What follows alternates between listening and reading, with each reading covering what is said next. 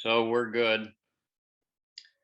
Well, welcome again to our session on Indigenous perspectives on sustainability. Our presenter on this topic is Alberto Arenas, Professor of Environmental and Sustainability Education in the College of Ed at UA. Alberto specializes in the greening of formal education, green vocational and technical education, and the decolonization of education with a focus on restoring culturally rich, non-commodified knowledge and skills.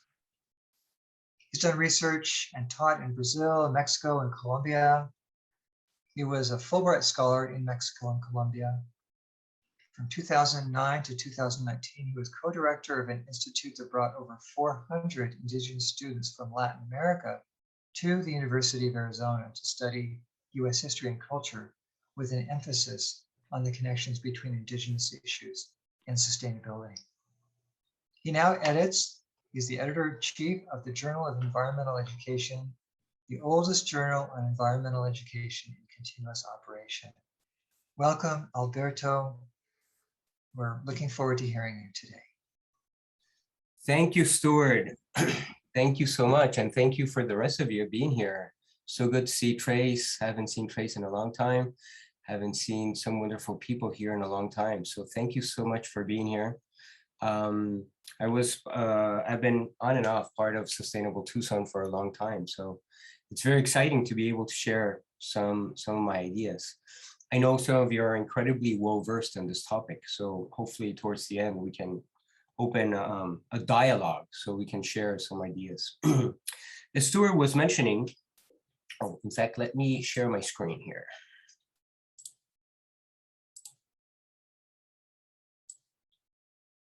As Stuart was mentioning, I directed for about a decade a program that brought Indigenous students, college Indigenous students from Latin America, from about 10 different countries and about 20 different ethnic groups represented. The idea was to create collaborations among them and between them and Indigenous groups here in Southern Arizona, particularly. And that was just an eye-opening. It really enriched the way I saw the world, and some of those lessons I hope that I can share with you today.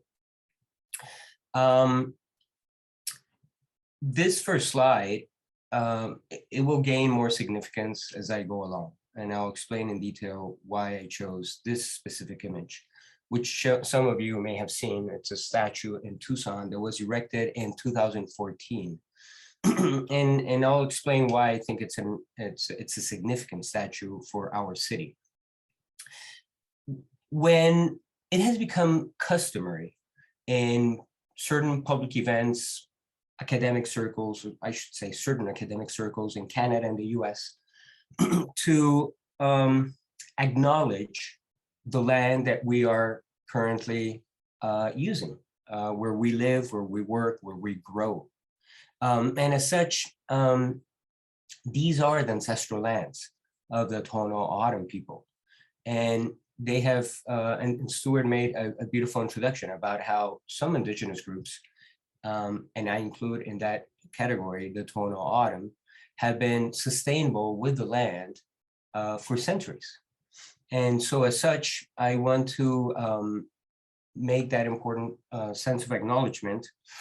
At the same time, however, there's always a danger that these acknowledgements become sort of vacuous words, sort of that barely touch the consciousness of those speaking and those listening. But nonetheless, I think it's incredibly important for all of us, regardless of our background, to be able to acknowledge the land that we currently use. So as such,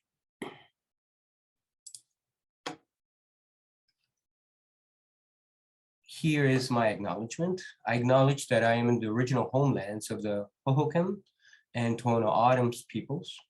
I recognize that they have stewarded these lands of Southern Arizona since time immemorial. And it is with a sense of gratitude that I'm able to offer this presentation today. I'm going to do something quite simple, but at the same time, I think it's quite profound, or I hope it's quite profound, what I'm going to share with you.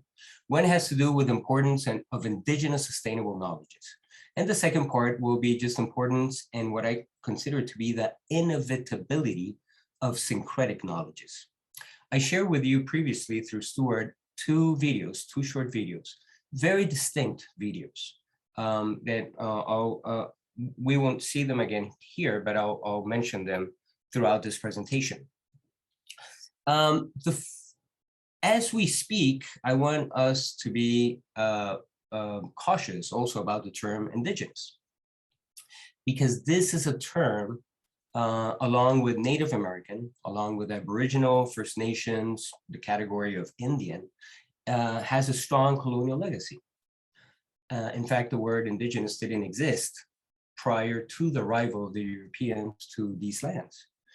And it ends up negating the specificity of each group.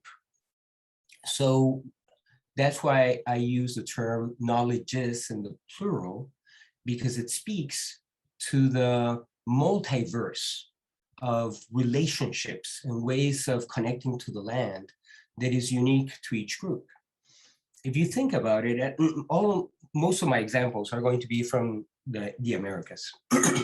But if you think about it, in the Americas, there are four hegemonic languages, which are basically English, Spanish, Portuguese, and French to a lesser degree. And there are 35 countries, nation states in the Americas, so 33 in Latin America and the Caribbean, and the US and Canada. So that's 33 and 35 in total for European-based languages, or European languages that originate in Europe.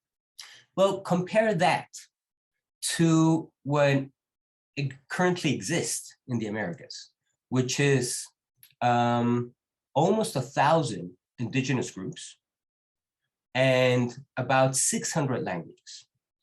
And if we consider that each one of these languages has a different relationship and a different way of connecting to one another and to the land, it's what we consider to be diversity is simply a drop in the bucket in comparison to this incredible multiverse or pluriverse that indigenous communities inhabit.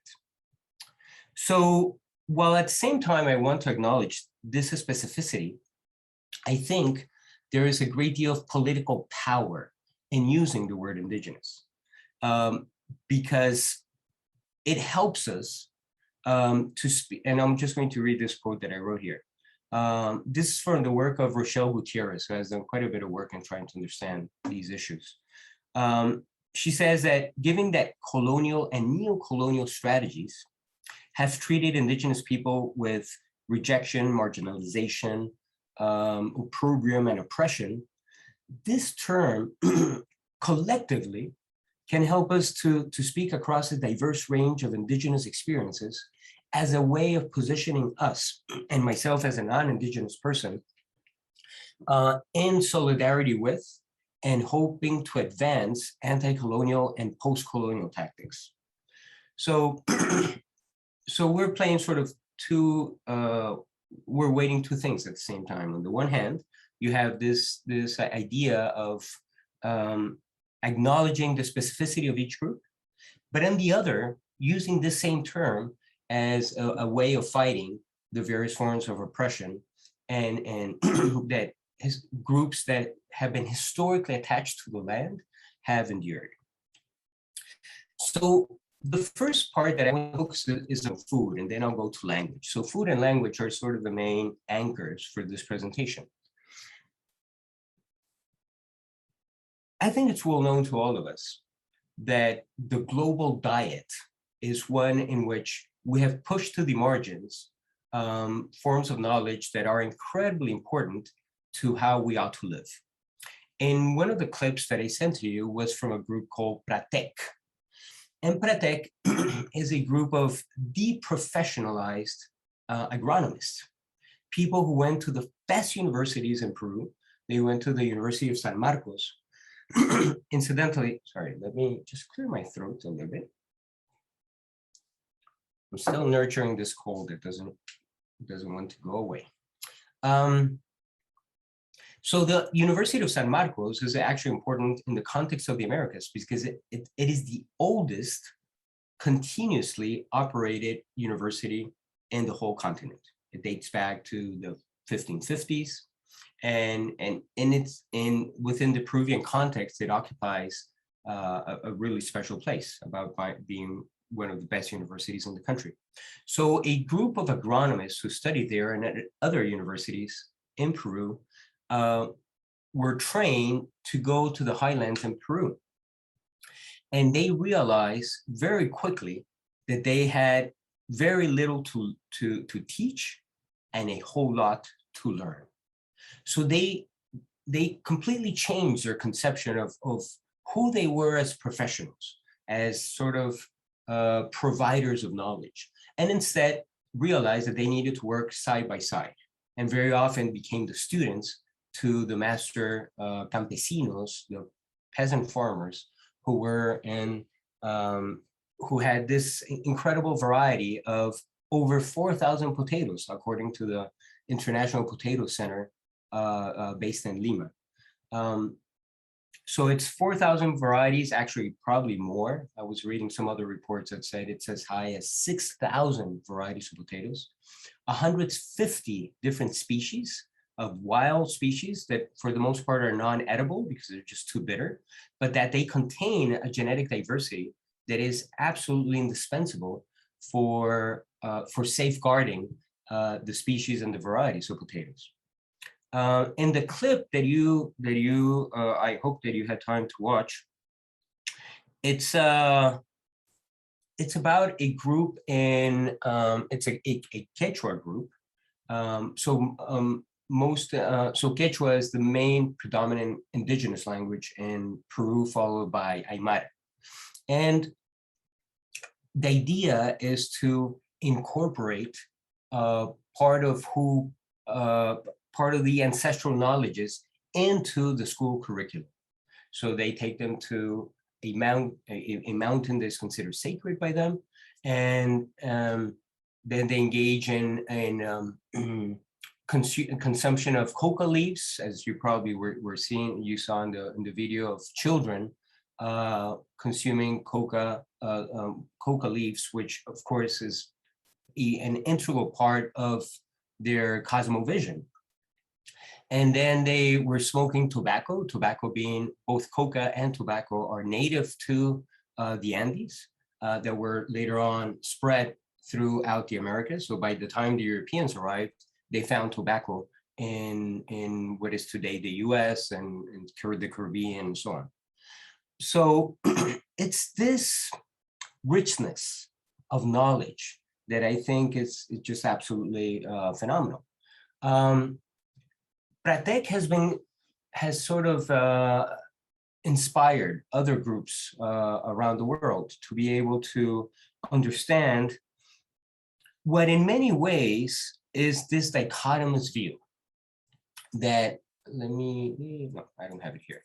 This dichotomous view of, for those of you who have been involved in organic agriculture, the name Albert Howard may ring a bell. Albert Howard, in a similar way to Grimaldo Rengifo, which is one of the founders of Pratec, found himself in a very uncomfortable position when he went to the highlands of Peru and realized how little he knew. Albert Howard, he was a British economist who in the 1940s, or 1930s actually, he goes to India to teach Indians how to farm. Once he was there, he realized how ridiculous that whole proposition was, and started to learn side by side local Indian farmers. And he ended up writing what became one of the foundational textbooks in the Western world on organic agriculture, called An Agricultural Testament, published in 1940. And that vision of the world contrasts tremendously with sort of the Eurocentric vision of the world that was also taking hold more or less at that same time with Norman Borlaug, who is considered the founding father of the Green Revolution, who was doing work in Mexico. in central Mexico. He was experimenting with high yield forms of wheat. Then they were experimenting with synthetic pesticides and fertilizers and wide forms of industrial irrigation and mechanization. And all of that together did increase wheat production and did increase rice production in many parts of the world, but at a very high social and economic cost. So here we have these two visions of the world, one represented by somebody like Albert Howard, and then somebody represented by Norman Borlaug, who incidentally won the Nobel Peace Prize for increasing agricultural production worldwide in 1970. So then we go back to this community here. And we, so in trying to understand what this means, it leads us to at the very least, a sense of humility that we all have to our. Those of us who have worked in organic agriculture for a long time know how complex, if you want to keep high yields year after year, how complex that can be if you want to do it the right way. And the Tohono O'odham peoples who have lived in these lands for eons, they know, they have known historically how to do it, even though that knowledge is in great threat right now, as we'll see a little bit later on.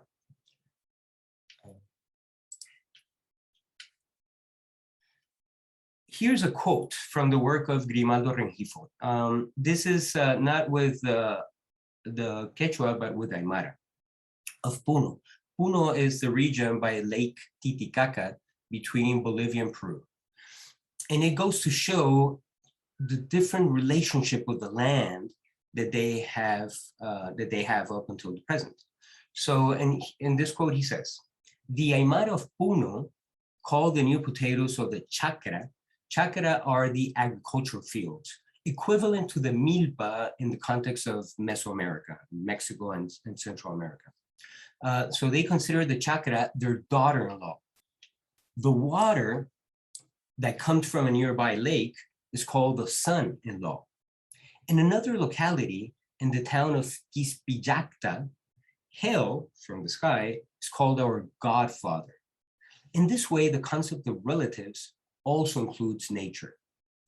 Historically, when Europeans or white Peruvians or mestizo Peruvians would hear the word ayu, they thought it was kind of cute, but they understood it only in terms of the clan, in terms of the family, extended family.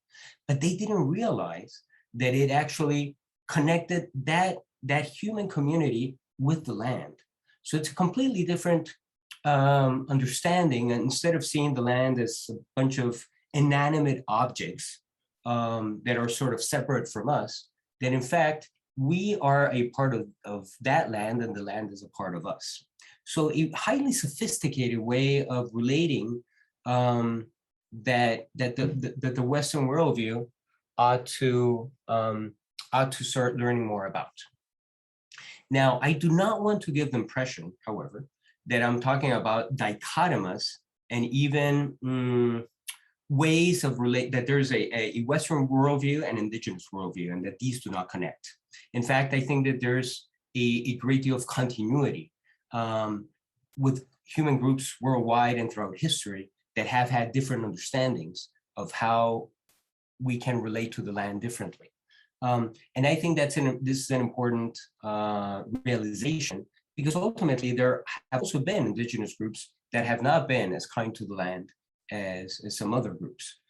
So without wanting to romanticize sort of this huge universe of indigenous communities, that there's a great deal of variety, just like with any other human group.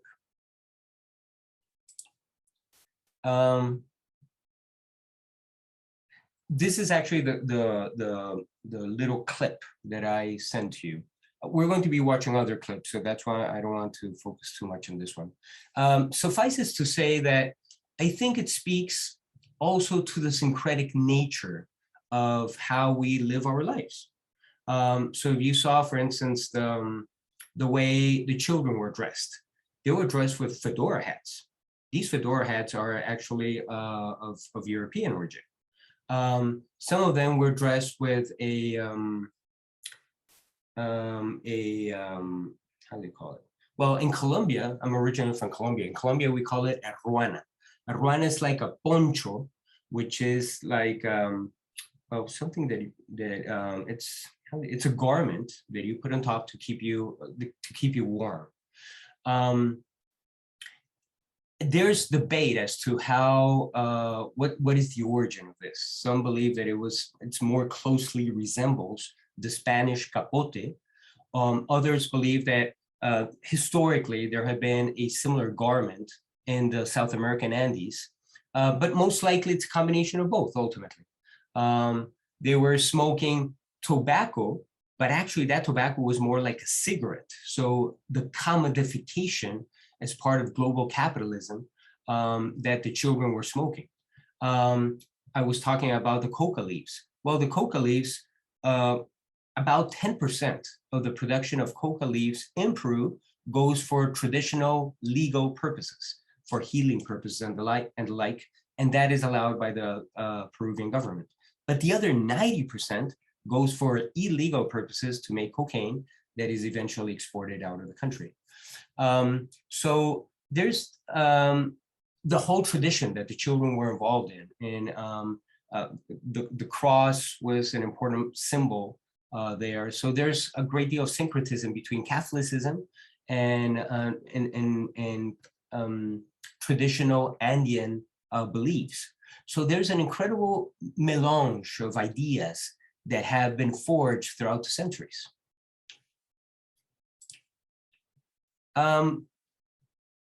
So when thinking of this globalized diet, I think many indigenous cultures have been absolutely at the forefront of ensuring that that incredible genetic diversity remains intact, and that will help other,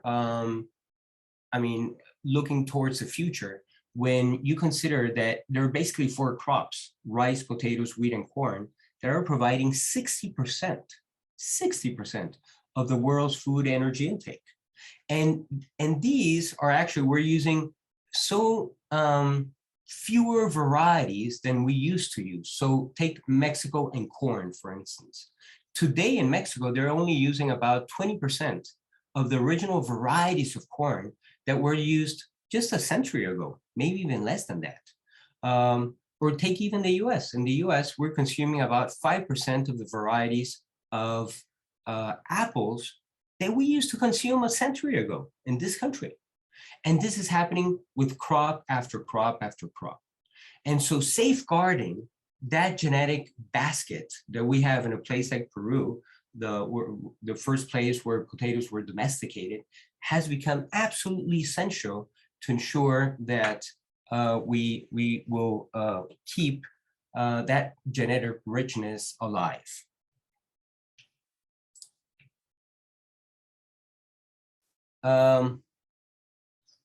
This brings me to the original picture that I had of in this presentation. And some of you may have seen this statue. So this statue is of a Taona Autumn family. The sketch was by Leonard Channel, a Taona Autumn artist, and sculpted by Luis Mena.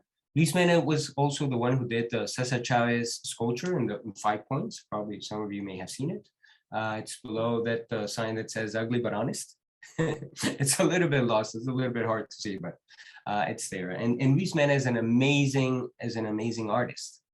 And they this statue represents the first sighting when supposedly Father Eusebio Quino arrives to these lands and arrives in 1692. So the statue depicts a family sort of welcoming the arrival of Europeans, and maybe with some apprehension, maybe with some amazement.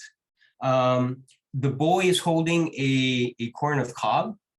the man, he's holding a bow, and the woman, she has a basket in her hands.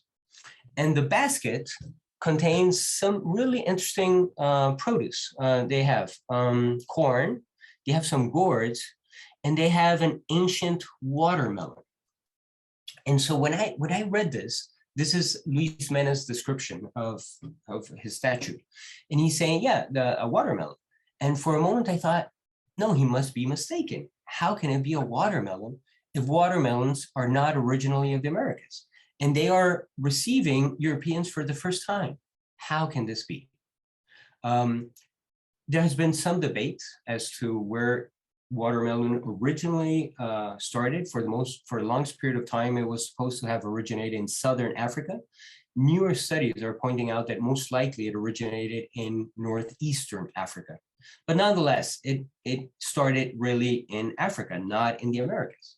So, and this has puzzled ethnobotanists for a long period of time. How can it be? And indeed, in the chronicles of Spaniards from the 17th century, they talk about how indigenous groups just embrace watermelons and how it was an integral part of their diet. So here is the most likely explanation of what happened. By the time Europeans arrived at the end of the 15th century to the Americas, they brought with them, animals like cattle, cows, and the like, and a lot of agricultural products. And they started to be adapted by local cultures quite readily and quite fast. So that by the time Europeans arrived to these lands, 2 centuries had already passed. So that the seeds had already propagated from group to group. The Yuma Indians, for instance, they have always embraced, or not always, so a couple of centuries prior to the physical arrival of Europeans to these lands, they had already embraced the usage of watermelon. And that was the case too with the Tohono O'odham. So in a way, that syncretism was present even prior to the arrival of the Europeans. Just quite astonishing. There was also, from the Europeans, Americans, people living in the Americas, got all kinds of nasty things like smallpox and measles and the like. And it was believed that in return, we gave them syphilis. Even more recent studies are pointing out that most likely syphilis, a variant of syphilis already existed in Europe because there was an outbreak of syphilis in 1494, so 2 years after the arrival of Christopher Columbus to the Americas. And it was believed that that was the result of syphilis being brought from the Americas to Europe when the European sailors went back to Europe. But now more recent studies are finding that that most likely is not the case, that there was a variant of syphilis already in Europe that had existed for centuries. So for a time, there was the same idea with watermelons, that perhaps there was a variant of watermelon already in the Americas. But more recent studies are showing that that is really not the case, that in many ways, the watermelon is sort of the original fast food, if you want to see it in those terms.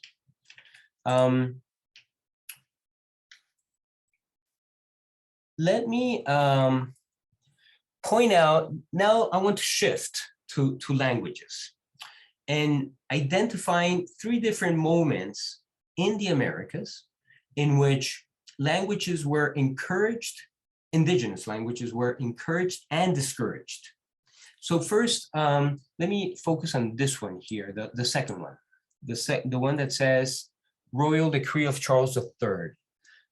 In Spanish, it's called the Cédula Real de Carlos III. He was the Charles III of Spain, which in the 1770, and this is a quote from the Royal Decree. It says, in the kingdoms of the Indies, neighboring islands, and the Philippines, the Archbishop of Mexico should ban the different languages used in those domains, and only Castilian should be allowed. This is a really important decree, because 2 centuries earlier, in 1570, the opposite had occurred. There was a decree that designated Nahuatl, the language which is the most commonly spoken indigenous language in Mexico today, was to be the lingua franca of indigenous groups. So the Aztecs historically had been sort of the hegemonic, dominating imperial force in Mesoamerica. But that does not explain how Nahuatl still became such a dominant language in the region. And not this decree, but the one that occurred 2 centuries prior to that is the one that really explains it. That it shows how Nahuatl became the language that was that helped to spread the word of God. So it was the cross and the sword, but the cross needed a language of communication, and that was Nahuatl. In fact, the original codices, most of them were written in Nahuatl. And the ones that, if you go to Mexico City, to the National Anthropology Museum, one of the best museums in the world for anthropology, there is a section of some of these codices. And I had the pleasure of seeing some of the exemplars of the codices. And they're originally written in Nahuatl, translated into Latin, not even into Spanish. And it was 2 centuries later when the Spanish crown decided that we needed to get rid of all these indigenous languages, and with the languages, the knowledge. And that's why they ended up imposing Spanish. In Brazil, something equivalent happened.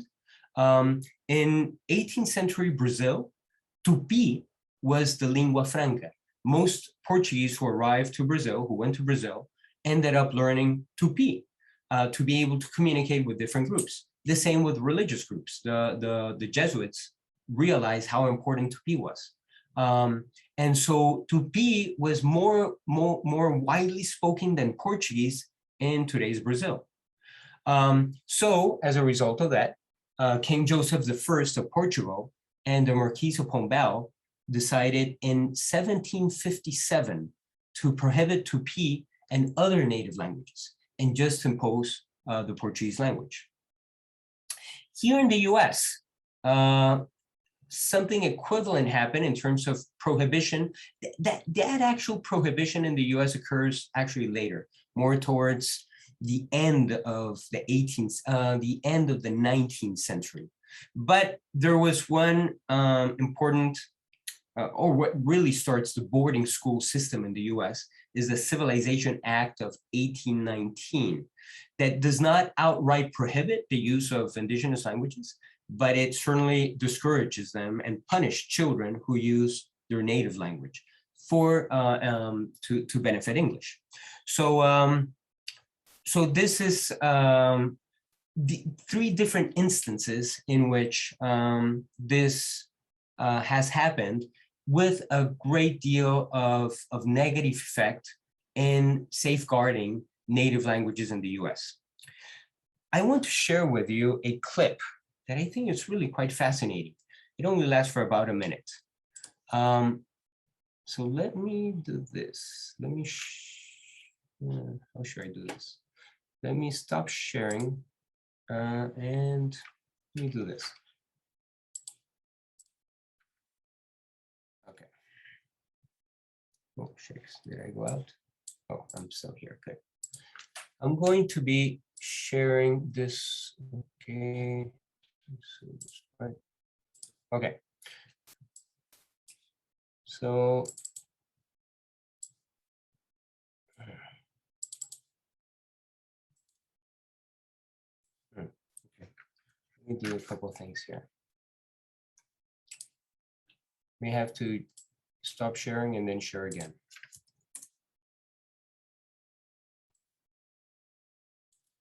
This is a clip from the movie Star Wars. And so let me preface it by saying that The most widely indigenous language spoken in the United States is the Diné language, the language spoken by the Navajo people in northeastern Arizona, in the Four Corners. There are about 170,000 speakers, and they, well, let me show you the clip and then I'll explain the background, which is really quite fascinating and interesting. So let me share, stop sharing, share again. Okay, here. Here it goes.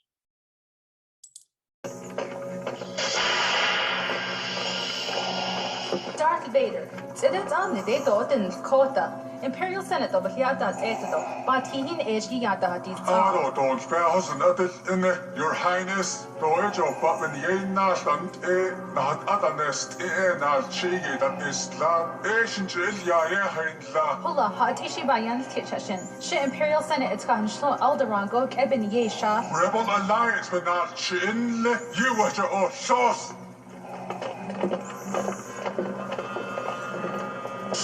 Ako yun go bahasti. Naho bahanne go rebelling kitchen side for those days. Rebel which bench car, up it here, yap and dash bit or so large, bear dozy.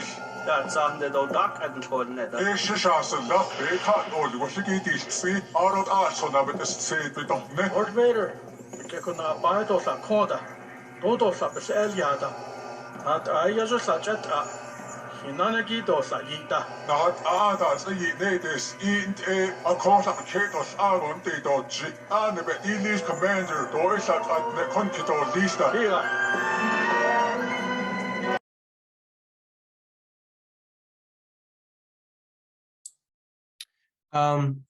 So here's the context to this video. Oh, wait a second, sorry.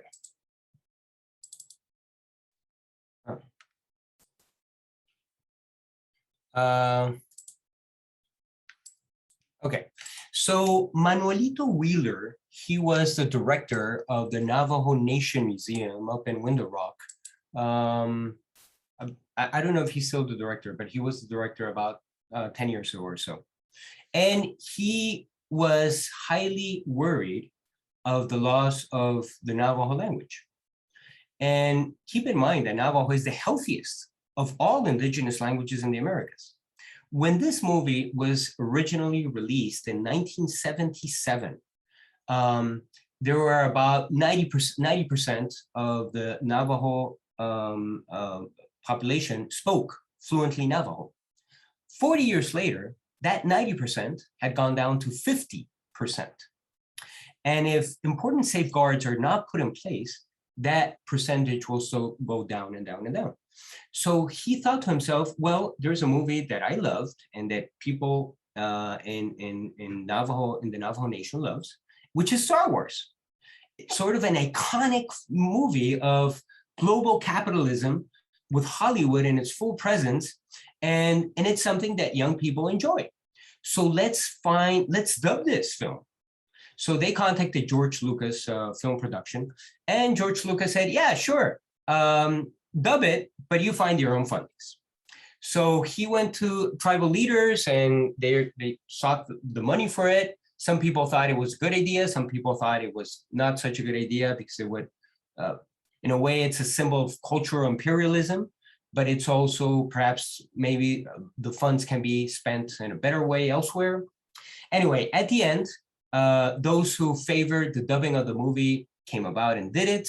And there was a huge splash in Window Rock in about 10 years ago or so.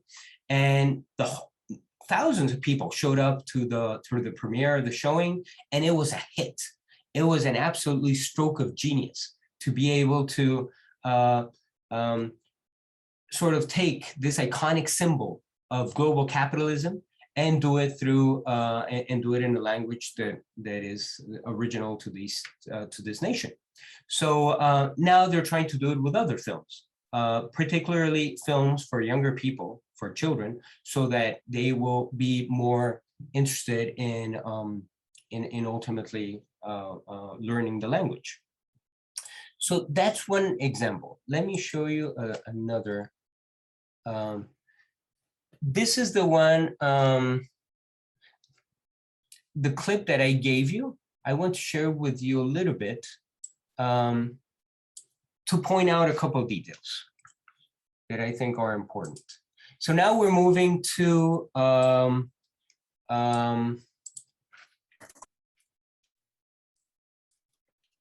the state of Oaxaca. And the state of Oaxaca is the most,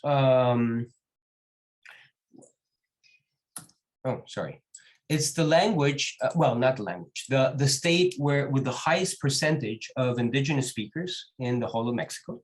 Mixtec is probably the fourth or the fifth indigenous language with the most number of speakers. And this clip is interesting because it reflects too the migration of Mexican indigenous communities to the US. So Miguel Villegas, he's a young man whose family migrated to the US. They live part of the year in Fresno, California. And so he goes back and forth between Oaxaca and Fresno. And so his songs are a reflection of who he is and of this larger global transnationalism in which he sings in English, he sings in Mixtec, and he sings in Spanish. So let me, we won't watch the whole song, but just a minute or so, just to give you flavor for this song. Let me see here. Let me share this. Okay, here.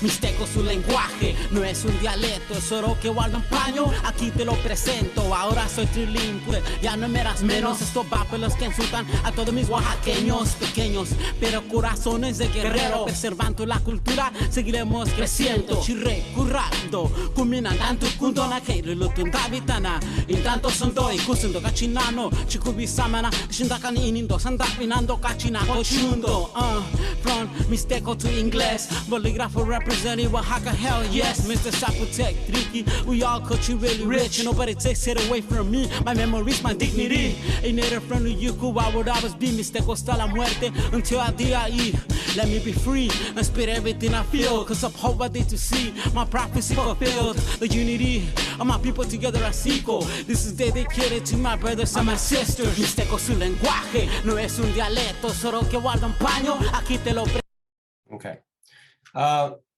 This is really quite interesting because, and this is happening with indigenous communities around the world, that they are adopting something that came, in this case, from the Bronx, from sort of the mecca of global capitalism, New York City. They're using the sort of the same attire with the hat, the baseball cap, the hand movements, the rhythm of hip hop, rap, and yet they are using a message that is very unique to their reality. In this case, I couldn't find a song with subtitles in English, but from the English parts of it, you can gather that what he's talking about is that Mixtec is not a dialect, it's a language, as a way of saying, we are here, we're present, and what we have to offer is just as important as what other groups have to offer. And I have seen this again and again and again. My students, we had a group of students from Paraguay that they were from a small community, a small rural community. And these were young people, maybe about 20 years of age. And for most of the institute, they had been extremely quiet and sort of kept to their own.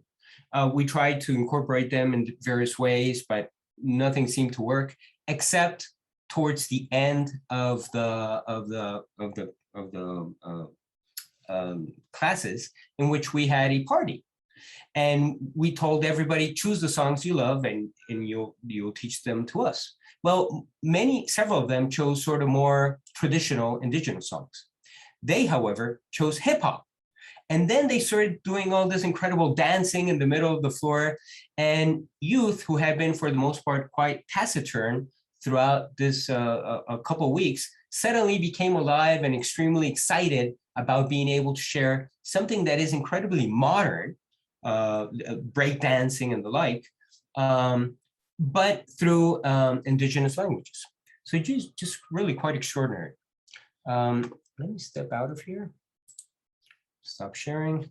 How much time we have left? Let me cover a couple of other ideas here. This issue of language revitalization is so complex. Let me offer an anecdote from what's going on in Peru, going back to Peru.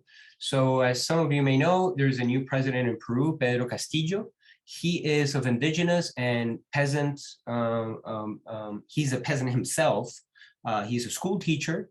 And he appointed as prime minister, Guido Bellido. And Guido Bellido, just a couple of weeks ago, he went to Congress. And for the first time in Peruvian history, he was addressing the Peruvian Congress in Quechua. And the opposition went ballistic because they couldn't understand what he was saying. And he kept on and on. And the point then eventually he stopped and translated what he said into Spanish.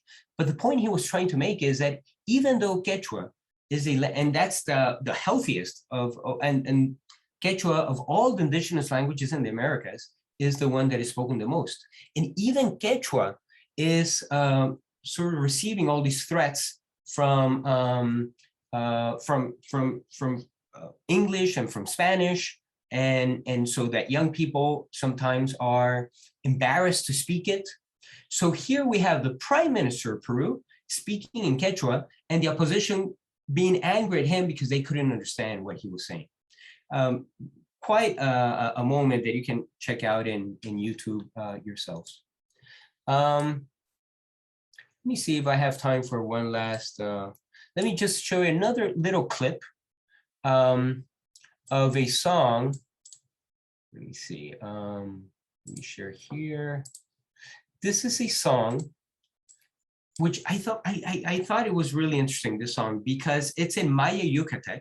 So after Nahuatl, Maya Yucatec is the second most spoken indigenous language in Mexico.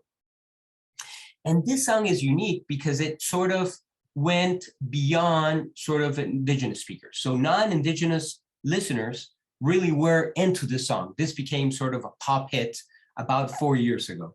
And so it was heard in radio stations throughout the country. So reaching out to other groups, non-indigenous groups. So here we have, I'm just going to, the whole song is in Maya Yucatec. On one column, you have the transliteration in Maya Yucatec, and here's the translation into English of the chorus. It says, "We are walkers on this earth. Come out and see. We have a lot to do. We have strength. It will come true. You and me and nobody else. We are the root of our people, from the roots of the Mayan people." And you'll see something that is unique about this, different from other videos that I have come across. Let me see. Let me do this. Let me go here.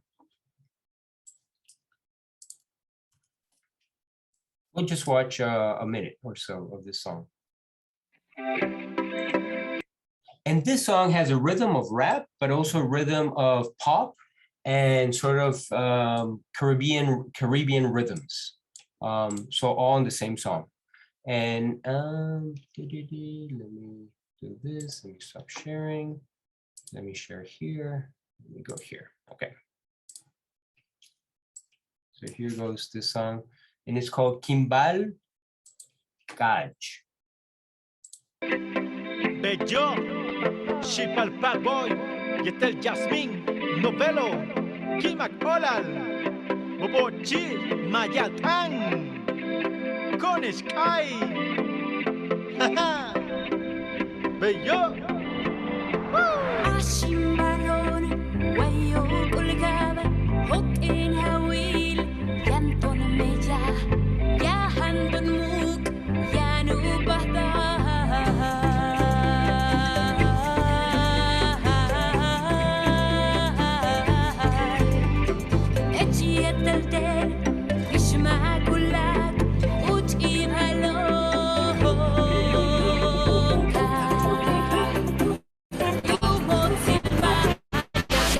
te la king, tus kutu king, wai tu kahil majawi ni, kor tu hal kap nap ko shawi, tu la kale ba no, ya te liki makolal tani bini shima, tu la kaluka kil mase walka, wai tu katanil Yucatán, tus kutana le mayatang, tech pale wanik, uye basha, konish kanik le maya, kinta siketeli buxikal, konish kanik palales, konish kanik palales, tu la kales kubines, tu nahil shock, tu nahil shock, tu nahil shock.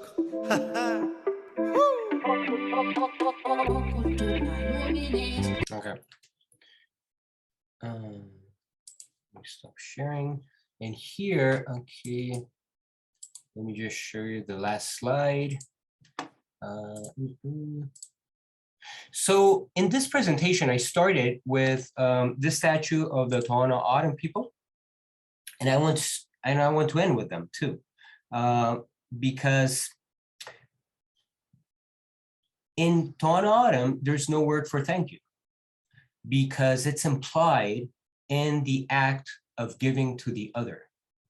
That sometime in the future, maybe perhaps in a different form, you will receive something good in return, because it's implied that we are here to assist each other. And so as such, in the Tohono O'odham language, there's no word for thank you. And Quechua, it's sulpaiki. Muchas gracias and thank you so much. So that's it for my presentation. Thank you, Alberto. I'm speaking English now, and I'll let it be explicit instead of implicit. I'm sure have lots of questions. Why don't we start with a couple of chat comments? Nancy put some things in there. Nancy, would you like to just comment on what you put in there, since you had a few thoughts? Just that it's a book I recommend, Tending the Wild. It's and I'm going to get Agricultural Testament. I think that's a book I would really love.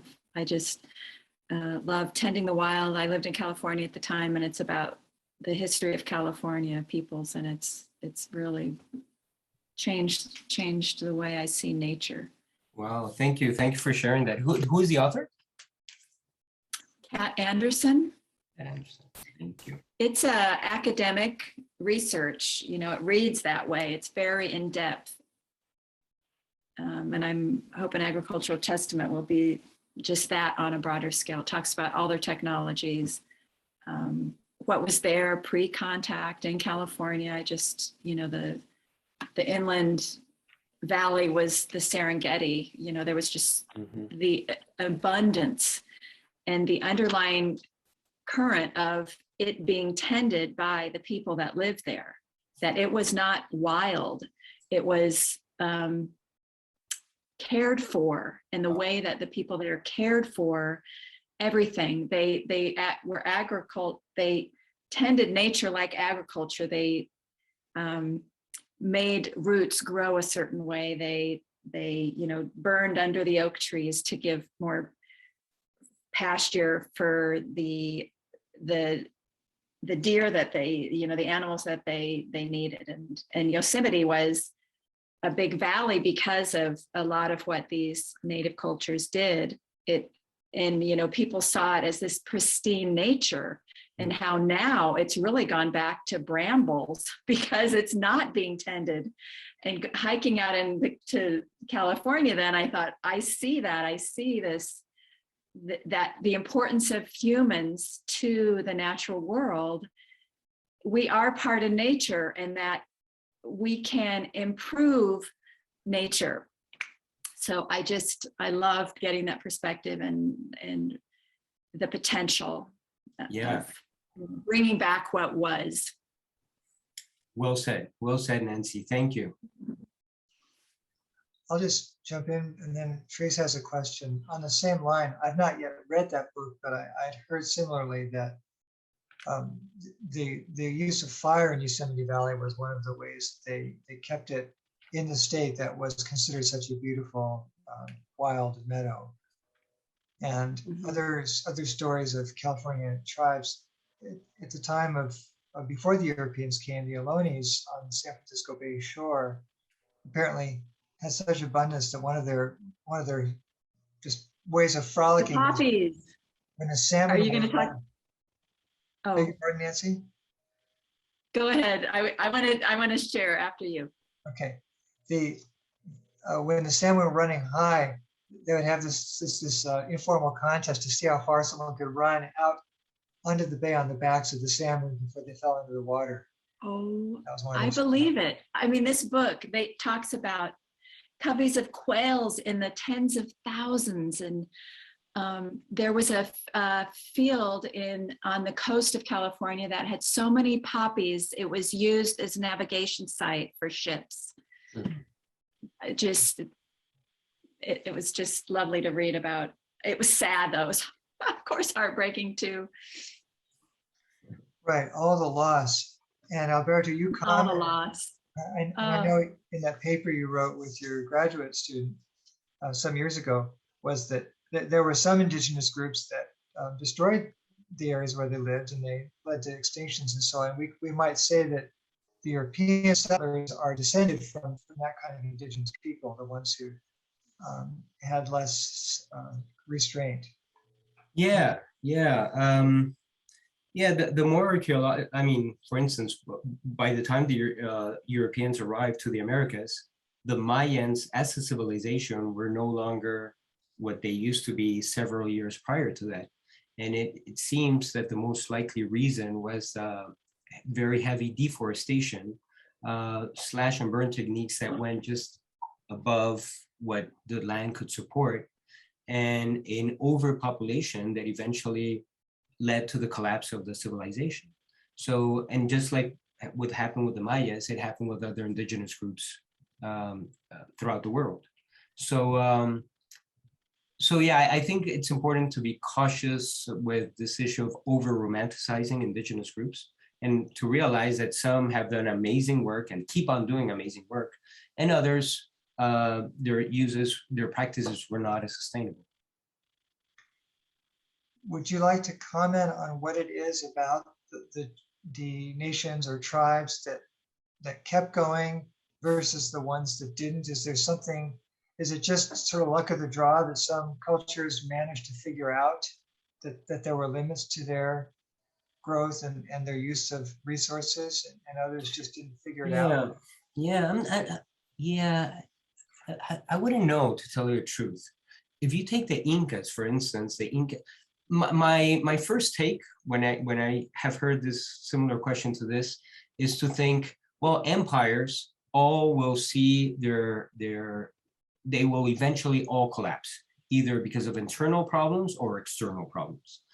But with the Inca Empire, it seemed to have been somewhat different, at least from my reading of it, that they were able to keep the agro-ecological systems in place more so than any other groups. And they extended all the way from northern Chile all the way to southern Colombia with incredible degree of taking care of the land. So without the arrival of Spaniards, most likely they would have kept on surviving quite well. So I'm not sure what distinguishes one group from another, because we know that all the way from large civilizations to very small groups, like the Easter Island in Polynesia, that it also collided, was a very small group, and because of extreme deforestation, that group eventually collapsed as well. So it doesn't seem to be size that what keeps it either going or not going. There are other factors involved that I'm not well versed to speak about. Nancy wonders whether there is some way that population control was understood by some groups and not by others. Yeah.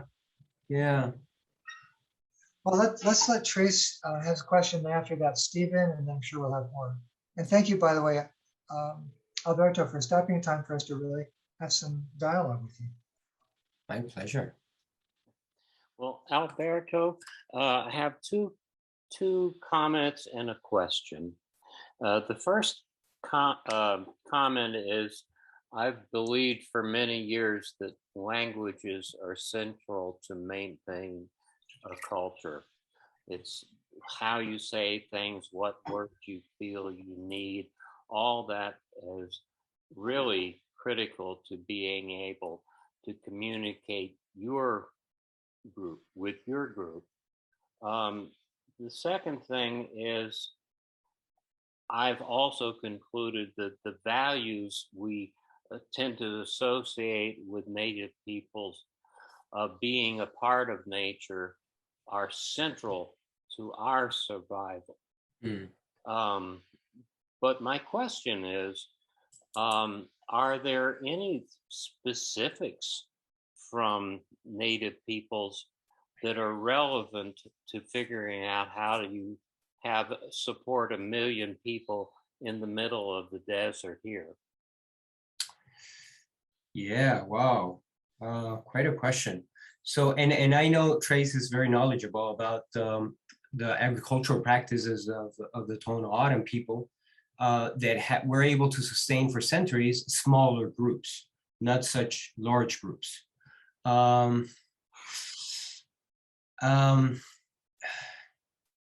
Yeah, I don't know.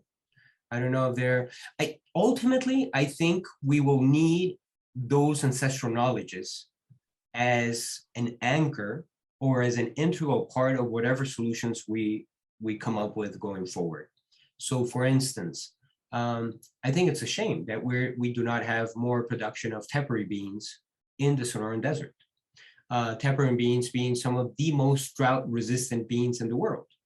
So that under conditions of extreme drought, we can have an incredible source of protein or partly protein as a part of our diet.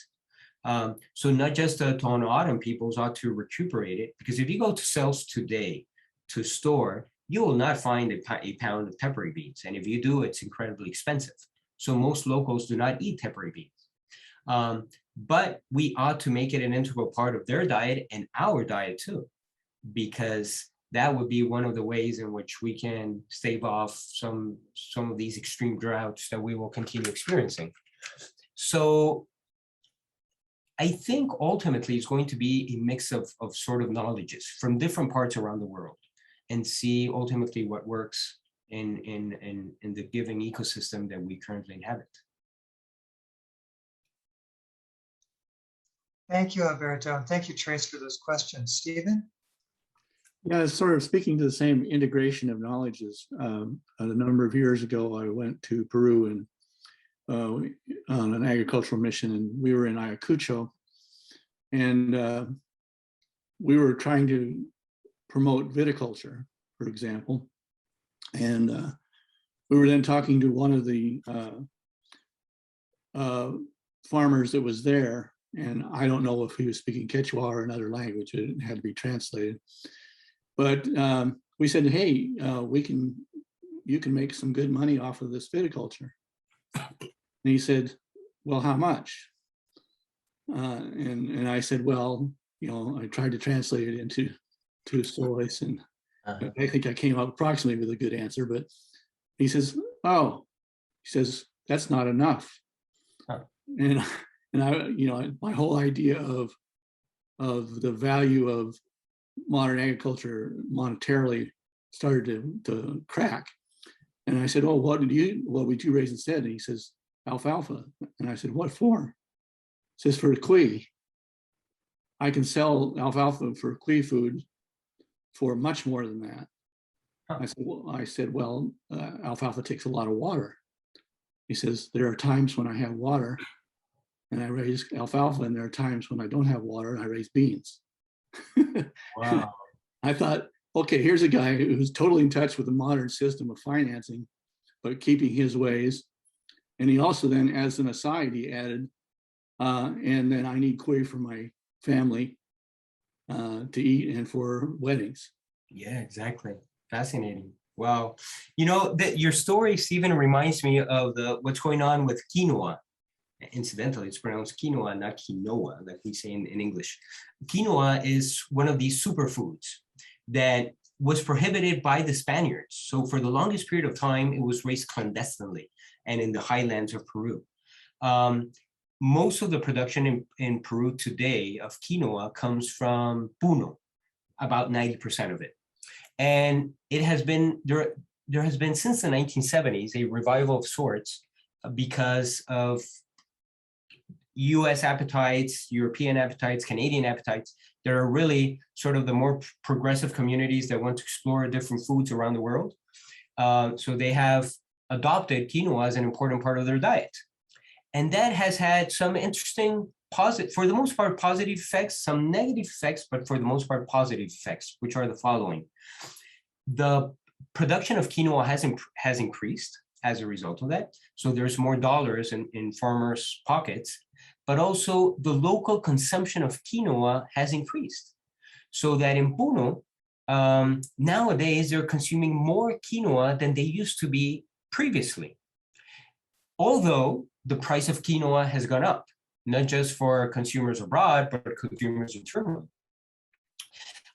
So that is creating some imbalances but even with increase in price, the surveys I have read about local families, local peasant families consuming quinoa has greatly increased, thanks in part sort of inserting quinoa into the global capitalist market.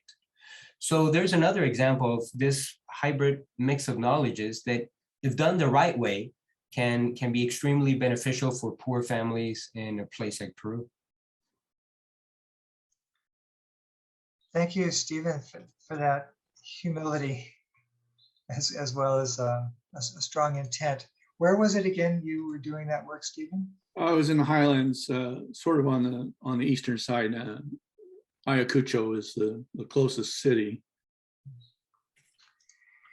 Okay, so Alberto, I'm going to re-ask the question that came to you, perhaps, well, I'm not sure who it was from now, but from Trace, what can we do?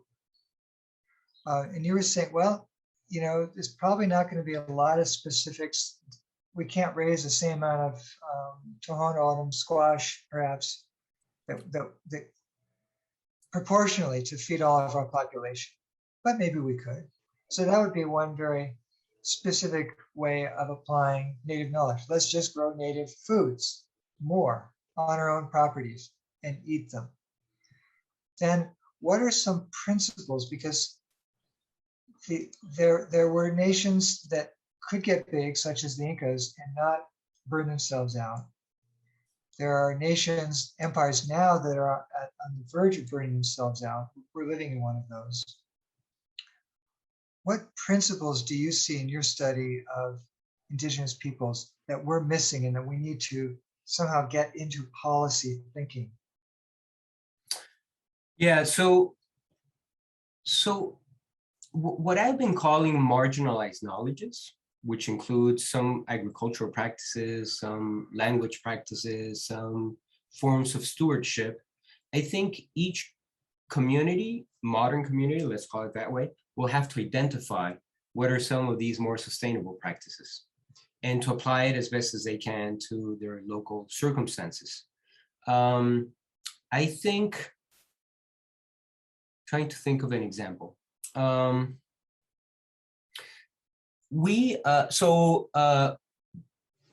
Melipona bee, for instance. The Melipona bee is a stingless bee that is endemic to Mesoamerica.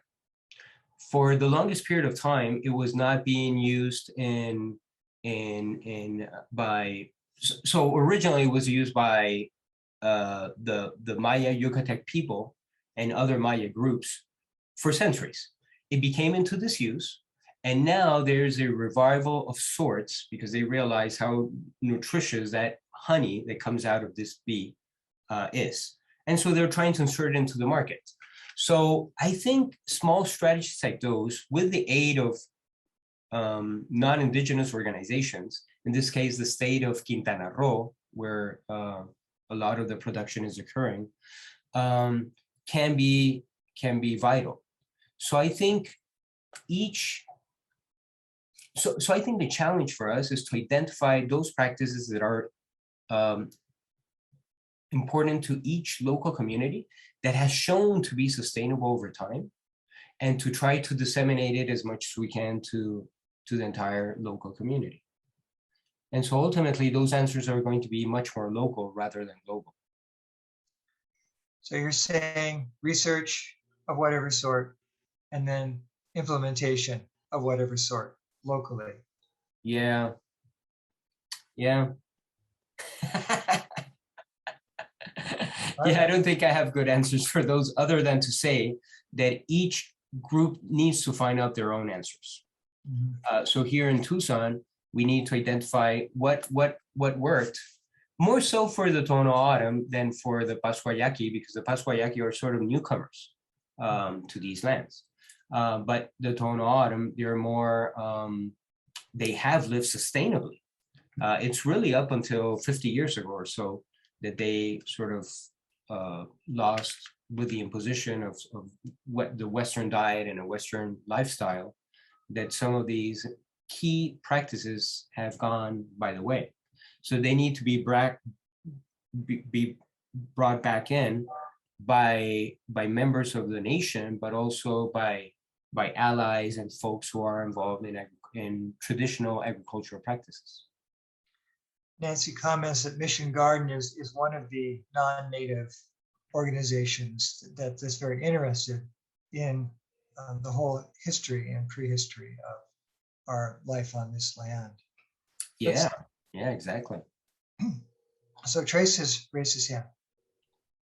Alberto, are you aware of any evidence that supports the idea that the native peoples in any given area sort of, shall we call it, terraformed the place they live, so that they actually selected for the kinds of plants and animals through use of fire or whatever techniques that would allow them to adjust the environment so that it benefited humans as well as maintain everything else?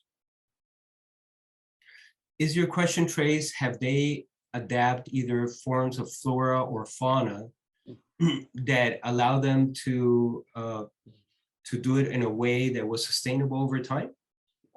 Probably. I note that a whole lot of plants in the Southwest here are edible, not necessarily ones we want to eat, but you could.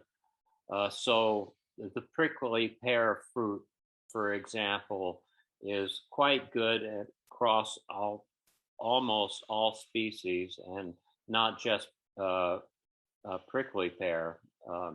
And mesquite is quite, the beans are quite edible and things like that. And I'm just wondering how much, if there's evidence to support the idea that that was intentional or assisted. Are you talking about hybridization? Whatever the techniques are, I'm not particularly asking about, but did the peoples, the Tohono O'odham, for example, did they encourage the growing of plants that they liked? Yeah, well, I think the example of the watermelon is a good one.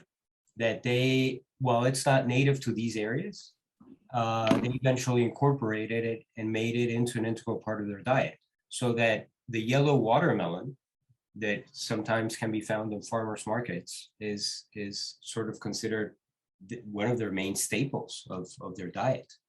So I would say that in general, you're right. I think what has happened is that this globalized diet has really reduced the number of species that we consume to just a few examples of animals and a few examples of plants.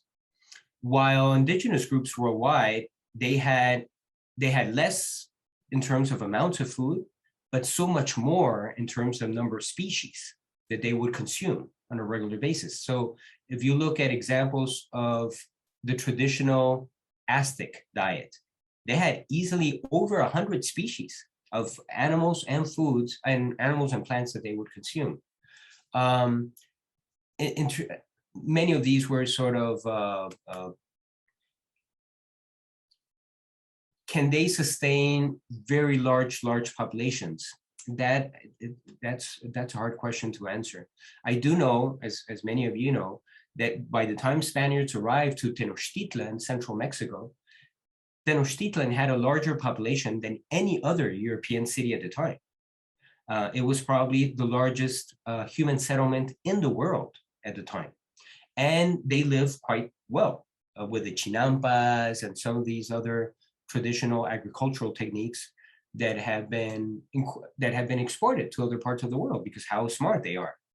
Chinampas are a traditional technique of creating islands in the lake of Texcoco, that still exists up until today in southern Mexico City. So I think part of our challenge too is to understand that there are some edibles or potentially edible plants that we ought to start incorporating. Some of them, it should be quite easy. For instance, prickly pear. You mentioned prickly pear, Trace. I think it's astonishing that here we have it all in our gardens, and unless you're of Mexican origin, most people do not consume the pad of the prickly pear. If you go to Mexico, it's consumed every single day in a salad. It's delicious and it's nutritious. So I think we have to sort of make a mental shift here to start to consume foods that historically we have not consumed in the US, but it would be good for us to start consuming. And that would be easy to do because in the case of prickly pear, we just have our southern neighbors who do it on a daily basis. Just a brief comment. The idea of really boosting our status as a city of gastronomy based on all these local plants and animals that are adapted to this region and make a whole cuisine based on that would be a great tourist thing as well as good nutrition. Exactly, absolutely. Thank you for that. And we've got 5 minutes before our break, and Kevin's got a question. Alberto, you mentioned just a few minutes ago that we need to make a mental shift in looking at indigenous practices, sustainability practices. I'm curious if there's anything we can learn from indigenous groups about how to problem solve, how to work together, to come up with solutions, how to convey those solutions to people. You know, I'm interested, is there anything we can learn about that can improve the way we address issues, sustainability issues, whether it's water or climate? And you know, is there anything we can learn in terms of how the indigenous groups have worked to address problems? Well, I think this quote that I provided about the Pratek group of how people relate to the land, I think that's a very powerful starting point, in which we do not see it as something separate from us, but rather as a part of us and us a part of them. So I think that's part of that mental shift that we too often, I think we have sort of viewed nature sort of separate from us. And so for instance, the whole natural park, which we have called it the best American idea. And to a certain degree, I agree that it was a great idea, but it was again one in which it assumed that people didn't live in those parks, that they were sort of empty lands. And there were only flora and fauna, but no human beings. When in fact, indigenous groups have lived in those national parks since the beginning of time. And it's, so I think that mental shift of, and it doesn't have to be necessarily that we're sort of copycat copying that worldview, because it's such a different worldview that comes with a language. It comes with how we relate to one another, that us in the Western world, and I include myself in that, simply do not understand. For instance, just this very basic idea of that the word thank you does not exist in the Autumn language. I think that's incredibly fascinating and difficult for me to comprehend. So I think ultimately there are certain techniques that can be passed on. I mean, the whole agroecology system that is unique for each one of these cultures, we ought to learn from those. But also that worldview, even though we may not incorporate it wholesale, and probably it wouldn't be a good idea to incorporate it wholesale into our own worldviews, but there's always something to be learned from groups around the world. So in that sense, I don't think there's ultimately a one answer to these very complex questions that you're all posing, but more I go back to this idea of maybe if we understand our relationship in this planet in a different way than the one we have been doing so, sort of that we're very isolated from the rest and very individualistic rather than collectivistic and so on, I think that would be a step in the right direction.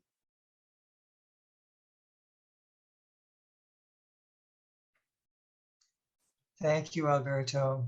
I will continue to use my culturally trained practice of gratitude. And we really appreciate that you take the time to share your insights with us. I think there will be some questions coming back to you in our feedback over the next few days. Often we think of things that we really wish we could know even more about. Please know you are invited, if you wish, to sit in for the beginning or the whole part of our workshop starting at 11:10, which is looking at one group process, which may possibly have some roots in some of the processes that the Iroquois Nation used. Essentially, the pattern of each person speaking around the circle without comments by others. Such a simple idea, but very powerful, I've seen in experience. And we will actually... Yeah, and thank you. Allow me just to express my gratitude to all of you for being here and listening to my thoughts. And hopefully some of them you'll find useful. Thank you. Yeah. All right. Well, so it's 11 o'clock. We're going to stop. We're going to pause recording.